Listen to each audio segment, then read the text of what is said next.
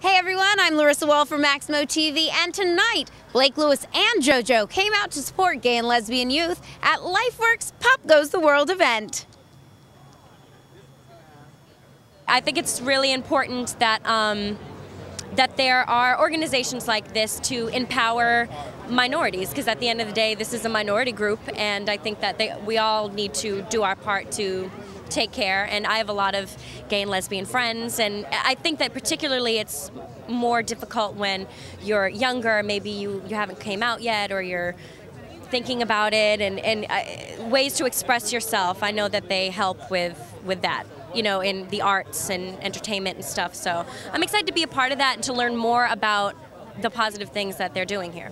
Before this became what it is right now, there were a bunch of kids here, and they were all singing your song, going at it. What does that feel like? That's so nice. I know that I'm going to feel them and hear them inside there, which is really nice to know that they're going to have my back. And whenever you hear people singing, you know, your songs, it's an amazing feeling. I can't wait for them to be singing my new songs when they come out. So that's what I'm thinking about. And when will that be? That will be soon. We're just getting some legal things still tied up with the label, and there's a lot of transitions happening, but it's all going to work out by like the beginning of the new year. And what can we expect from that music? Is it different? Is it similar? It's just a lot more self-assured. I mean, when I came out, I recorded my first album at 12, released it at 13, and then came out with the second one at 15. So I'll be 19 next month, and a lot has changed. I live on my own now. Just to even be able to travel by myself has been such an eye-opening experience. So I've really learned a lot. I'm writing or co-writing all the material. I'm really totally. This record is a representation of where I am as a young woman. My new record, Heartbreak on Vinyl, just came out October 6th on Tommy Boy Records. Been doing some promoting with that, playing shows, you know, gigging around, you know, the nation, having fun. Yeah. And you got to give me a little bit about the beatbox. You have to tell me how you do it. I was one of those kids, and still am one of those kids that constantly make noise, and I was doing it subconsciously till like pretty much the end of high school, and then I found that I could beatbox, and it just kind of came naturally. I'm an only child, and I'm a sponge. I soak up like every noise and everything, so it just happened. Now, what's different about the second album than from the first? A lot. I produced on this record. I wrote every song but one. It's very dance, electro. It's got a great mixture into club culture. That's what I grew up in. I went from like underground hip hop into, you know, underground dance, and I fell in love with dance culture, you know, and about time I started beatboxing around like 96, and you know, I became the MC at all these raves and all these huge clubs and functions, and you know, the beatboxing fit, and then the singing over the beats, and you know, kind of came together, and so it's basically my roots record, kind of, you know. Do you think the music industry's gotten easier on letting people do what they want now? I know there was a period of time when it was very cookie cutter. I don't think the industry has. I think that just in the natural progression of technology has allowed that. But definitely not the industry. The industry likes to make things harder, you know? And what else is next for you, if there's anything that you can pack into your daily life right now? I just came out with my mix CD. You know, I've been DJing a lot. I've been doing that for a long time. So I just came out with a new mix. You know, just playing shows a lot. I'm playing Vegas next week. You know, I'm back here next week for a fashion show that I'm judging at, and you know, it's good to come back to LA and have fun, you know, and do these kind of events, you know. I live in Seattle, and it's really chill, so, you know. It's been like too long, like since I performed in LA. So it's like it's been 2 years, and I just released my first album in Japan, like from Universal, and I finally came back here and getting ready for my race, and then for next year, and then for my tour. So I'm really excited to be back and then play tonight. Who could you compare your style of music to, maybe, out here? So many people tell me, has been like from 2006, like Steve Aoki found me like on the MySpace, and he has been telling me like, you know, I'm like a Japanese MIA. Yeah, so maybe in my end, but these days people say I'm Japanese Lady Gaga. So it's like, okay, maybe between something. Yeah, we'll see. I'm in just because someone actually bailed at the last second.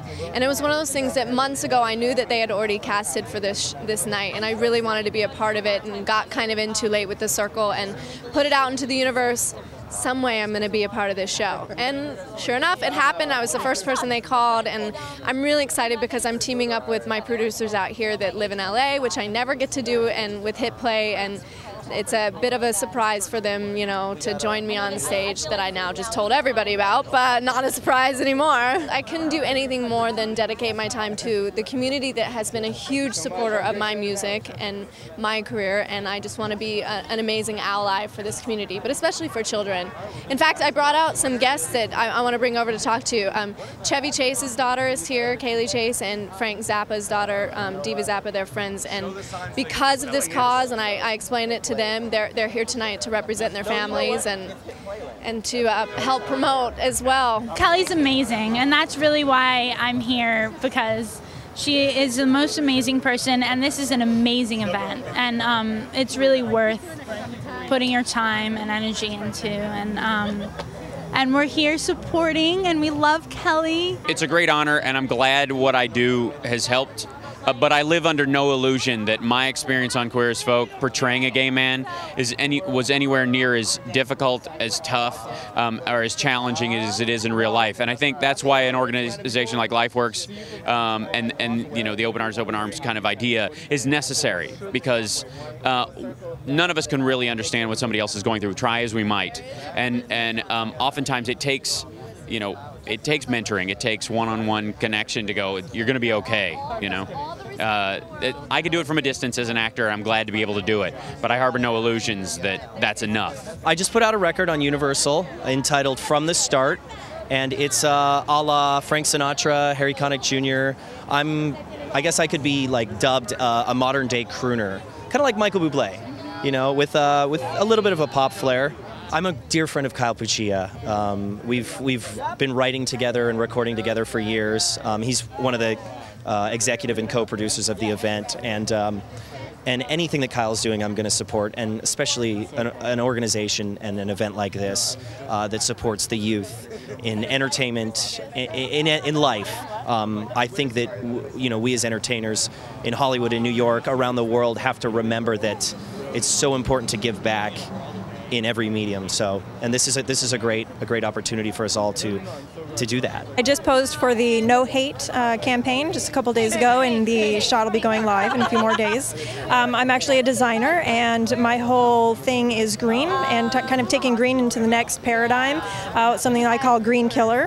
So that it's like killing the line that divides between green and ungreen, and really just bringing it back down to common sense, because that's what inspires me, is how to be more frugal and more responsible, just on a really common sense level. RebeccaGreen.com, and it's REBEKAH, green just like the color.com, and there you'll find blogging about events like this, and I do a sustainable jewelry line, so you can find how to buy earrings online as well. Today it's a great cause, and I'm just happy that I was able to come out tonight. LifeWorks, great organization. I just wish they had something like this when I was a kid. Growing up gay and lesbian, you know, it's harder than, you know, other ways, because you don't have sort of the outreach and the support group that you would have in a traditional household. And so events like this, raising awareness, is always great.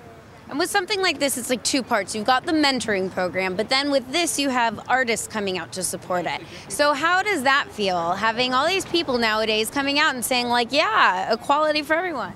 You know, it's fun. It's fun, and it shows that there's more people out there who maybe aren't necessarily gay or straight, gay, but you know, they're there for us. They're there for the community, and you know, it's good to have a support group like that. And a free show, you know, nothing wrong with that at all. Our music is, you know, I got a little bit of rock tinge. Joe has a little bit of an R&B tinge. We got a little, mix a little dance element in there, and then that's Hit Play for you. All right, now everybody seems so fun tonight that I've talked to. I mean, this is going to be an event and performances that seem just relaxed and fun. How does that change your attitude going into it? It's everything, because attitude is everything, and especially when it comes to music. There's no competition when it comes to music. Music is expression, and especially when you get a bunch of positive people together to make a good difference, that's a key to success. And if you can't have fun, why do it?